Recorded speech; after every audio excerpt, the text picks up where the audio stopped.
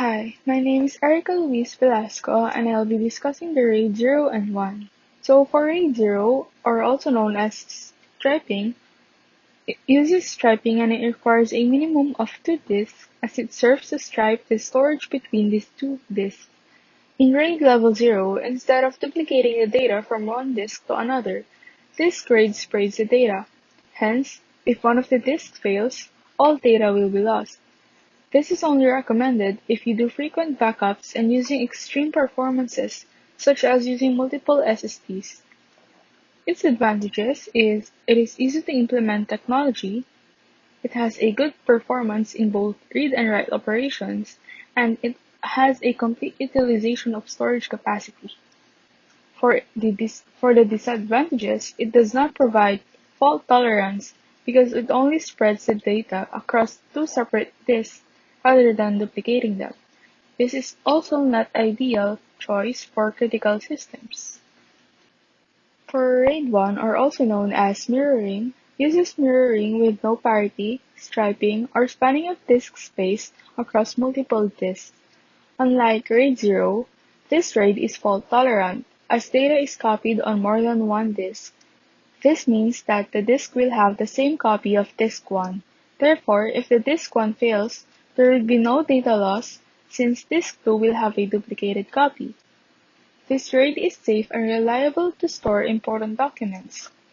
For the, for the advantages, for setups with two disk drives, it offers superior fault tolerance. There is also no need for data rebuilds as data can be copied to the replacement drive in case of drive failure. The only disadvantages is due to data redundancy, only half of total drive capacity will be consumed. It also does not allow swapping of failed drives. It can only be replaced after the computer has been powered down. Hence, it can be a hassle especially to operators that simultaneously uses computer. Lastly, it has a higher cost as it requires double the amount of drives to achieve the desired capacity. I am Herschel Anikal Season and I'll be discussing about RAID 3 and RAID 5. RAID 3 or Redundant Array of Independent Disk Level 3. It uses byte-level stripping and dedicates one drive to storing parity information, which is why it is called the parity disk. Because RAID 3 combines parity and stripping with stored parity bits on a dedicated disk, this configuration requires at least three separate hard disks, two for stripping data and one for storing parity bits. The disk must spin in sync so sequential read-write operations achieve good performance.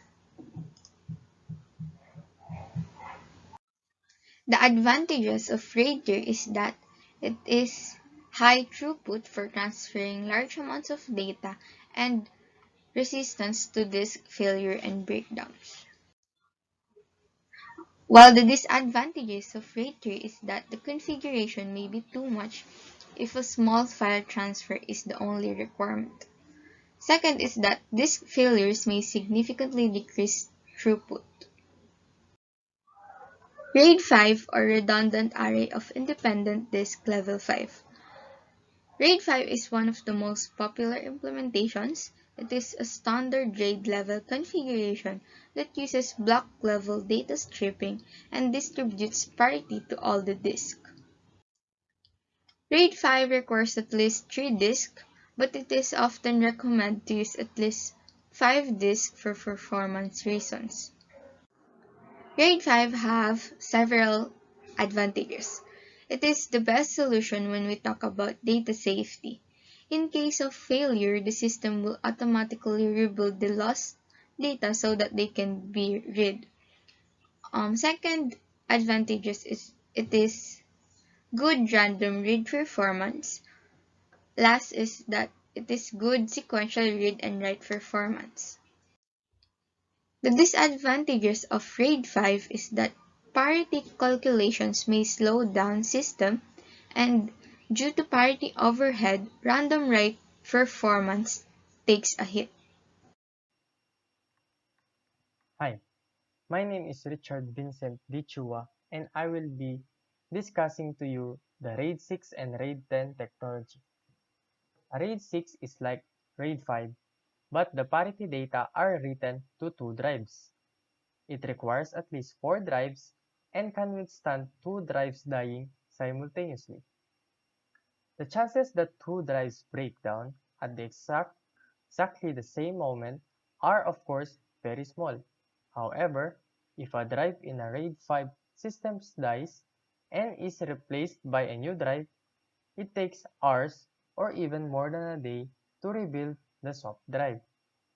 If another drive dies during that time, you will still lose all of your data. With RAID 6, the RAID array will even survive that second failure.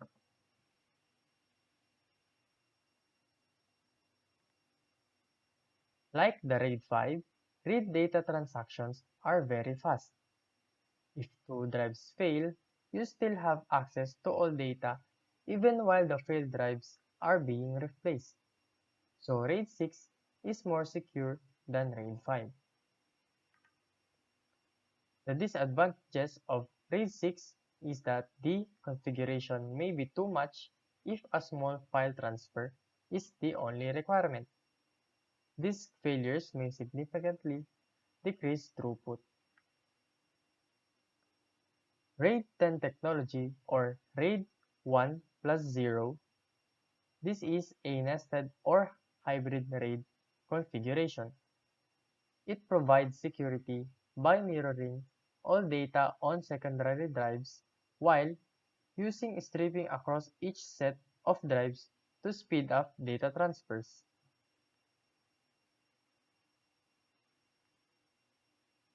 The advantages of RAID 10 technology: if something goes wrong with one of the disks in a RAID 10 configuration, the rebuild time is very fast since all that is needed is copying all the data from the surviving mirror to a new drive.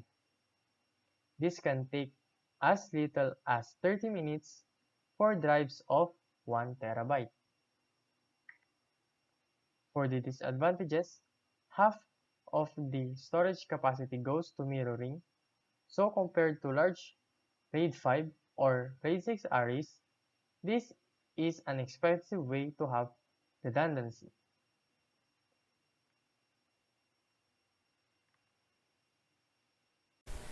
Good day, my name is Joel Santana and I'm here to discuss RAID 50 or Redundant Array of Independent Disks 50. Okay, so in this level, RAIDs 5 and 0 are combined to achieve a nested or hybrid RAID. RAID 50 can also be referred to as RAID 5 plus 0, and as stated, this level utilizes RAIDs 0 and 5. In RAID 0, it utilizes the stripping or striping of RAID 0 and the evenly distributed parity of RAID 5. So in this figure, as shown in figure 6.1, entitled RAID 50, this level of RAID requires a minimum of 6 disks to operate. We can also observe that by the addition of RAID 0's disk striping. RAID 50 has an increased writing performance. It can also multiply the bandwidth of individual disks with an increased speed. One of the benefits of RAID 5 is that its array can withstand a single failure. So the odds of both arrays within the 50 configurations being put out of commission at the time is unlikely. As stated earlier, RAID 50 offers a better writing performance and data protection with the use of RAIDs 0 and 5's concepts. It is also capable of faster rebuilds, which is a necessity at a time when downtime is considered unacceptable. RAID 50 can also sustain up to 4 hard drive failures if each failed disk is in a different RAID 5 array. This is due to its utility of evenly distributed parity. RAID 50 is best used for applications which needs a high reliability and needs high request rates and high data transfer with lower cost compared to a RAID 10. With its advantages comes disadvantages. The RAID 50 requires a sophisticated controller, which is like in which the RAID 5 also requires. And for its maximum throughput, a RAID 50 array should have synchronized disk. Unfortunately, this limits disk choices because not all disks can be synchronized. It also has less usable disk space compared to RAID 5 since it allocates one disk per array. And lastly, RAID 50 is costly since it has the capabilities of RAIDs 0 and 5. Thank you for listening, and we hope you learned all about the traditional RAID technologies.